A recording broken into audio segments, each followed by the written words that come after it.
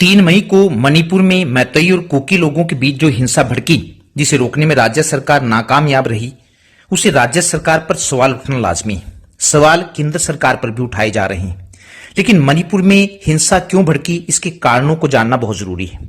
पूर्वोत्तर भारत के 7 राज्यों में, जिन्हें 7 सिस्टर या 7 बहनें भी कहा जाता है, मणिपुर भी एक है। 1947 में जब भारत स्वतंत्र हुआ, तब मणिपुर एक स्वतंत्र रियासत हुआ करती थी। इसका अपना संविधान भी था। यहाँ के राजा का नाम महाराजा बोधचंद्र था। 1949 में मणिपुर के महाराजा और भारत सरकार के बीच एक संधि हुई और इस संधि के द्वारा मणिपुर का भारत में विलय हुआ। 1956 में मणिपुर केंद्र शासित प्रदेश बना और 1972 में इसे पूर्ण राज्य का दर्जा दिया गया। मणिपुर राज्य का 90% हिस्सा पहाड़ी है तथा सिर्फ 10% हिस्सा ही मैदानी है। मणिपुर की अगर जनसांख्यिकीय स्थिति की बात करें तो मणिपुर में मुख्यतः 3 समुदाय के लोग रहते हैं, मैतेई, नगा और कुकी। राज्य की कुल जनसंख्या में 33% मैतेई है। इनमें से ज्यादातर हिंदू हैं।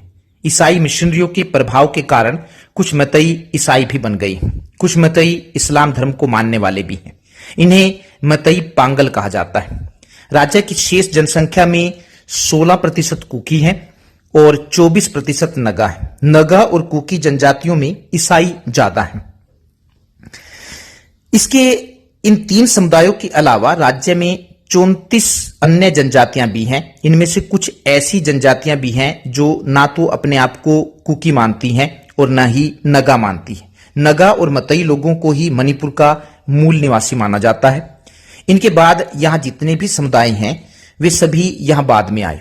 कुकी लोगों ने यहां 1844 में आना शुरू किया। ये बर्मा, जिसे आजकल म्यांमार कहा जाता है, से आए, क्योंकि उस समय पहाड़ियां खाली पड़ी थी, इसलिए ये म्यांमार से आकर पहाड़ियों पर बसते रहे और आज भी आ रहे हैं।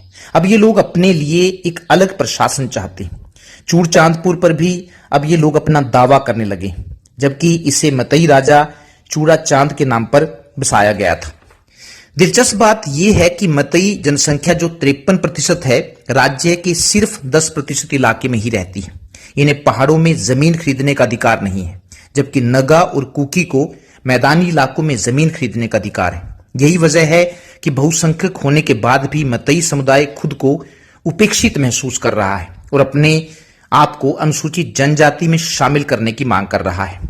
मई महीने में मैतेई और कुकी लोगों में जो हिंसा भड़की, उसका तत्कालीन कारण मणिपुर हाईकोर्ट का वह आदेश बना जिसमें कोर्ट ने मैतेई समुदाय को भी अनुसूचित जनजाति की श्रेणी में रखने का राज्य सरकार को निर्देश दिया और केंद्र सरकार को इस बारे में सिफारिश भेजने के लिए कहा। हिंसा की शुरुआत 3 मई को तब हुई जब ऑल ट्राइबल स्टूडेंट्स यूनियन ने मैतेई लोगों को जनजाति का दर्जा देने के खिलाफ चूड़चांदपुर में एक रैली निकाली। इस रैली में जब कुछ बंदूकधारी शामिल हो गए तो माहौल बिगड़ गया। चूड़चांदपुर में मैतेई लोगों पर हमले शुरू हो गए। उनके घरों में आग लगा दी गई। ऐसी स्थिति में मैतेई लोगों को अपने घरों को छोड़कर भागना पड़ा। पुलिस भी हिंसक भीड़ पर काबू नहीं पा सकी।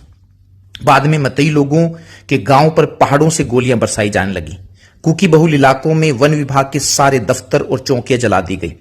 इनको इसलिए जलाया गया क्योंकि अफीम की खेती और नशीले पदार्थों की तस्करी की जानकारी इन्हीं दफ्तरों के रिकॉर्डों में दर्ज थी। मणिपुर के पहाड़ी इलाकों में जहां कुकी लोग रहते हैं, वहां बेरोजगारी ज्यादा है। ऐसे में इन लोगों को अफीम की खेती करना सबसे आसान लगता है।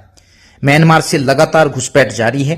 म्यांमार से आने वाले लोगों के लिए पहाड़ी इलाकों में आसानी से छिपना काफी आसान है। इन लोगों को भी रोजगार का सबसे आसान तरीका अफीम की खेती ही लगती है। मणिपुर में जब से भाजपा की सरकार बनी है, उसकी यही कोशिश रही है कि अफीम की खेती को खत्म किया जाए। सरकार की इस कार्रवाई से कुकी समुदाय को लगने लगा है कि इससे उनके रोजगार के साधन छिन जाएंगे। इसके बाद से कुकी समुदाय नाराज था।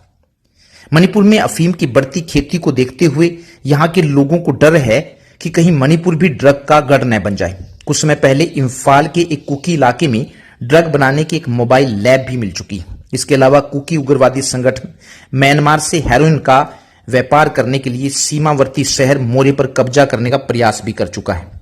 म्यांमार का चीन नेशनल आर्मी उग्रवादी संगठन भी मणिपुर के पहाड़ी इलाकों में बड़े पैमाने पर अफीम की खेती करता है। वास्तव में ड्रग के इस कारोबार में राजनीतिक रूप से शक्तिशाली लोग शामिल हैं, जिन पर शिकंजा करना, कसना काफी मुश्किल काम है।